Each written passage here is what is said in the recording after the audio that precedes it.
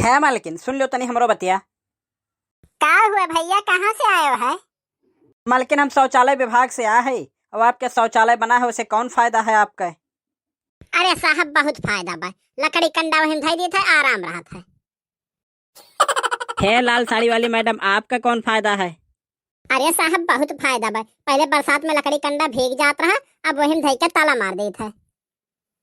चलो ठीक है। अरे इस गांव में है कोई कि जिसे शौचालय से सबसे ज्यादा वो खुश हो और उसे फायदा हुआ हो? हाँ साहब है, चलो मिलवा के लेके आवत है। हाँ चलो। अरे साहब या नहीं हुए जेका गांव में शौचालय से सबसे ज्यादा फायदा बा है। अच्छा ये बताओ, शौचालय से सबसे ज्यादा फायदा है आपका भाई, गांव वाले बतावत हैं, वो कैसा है? अरे साहब, बेरोजगार निठल्ला घूमत रहन और जब से शौचालय बन गए आपन खुद का बिजनेस स्टार्ट किया ना। पछमा देख लो साहब, घूम के पछमा देखो क्या दुकानिया बा हमार।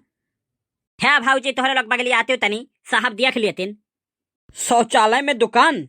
वाह भाई वाह, लगता है कि देश बदल रहा है।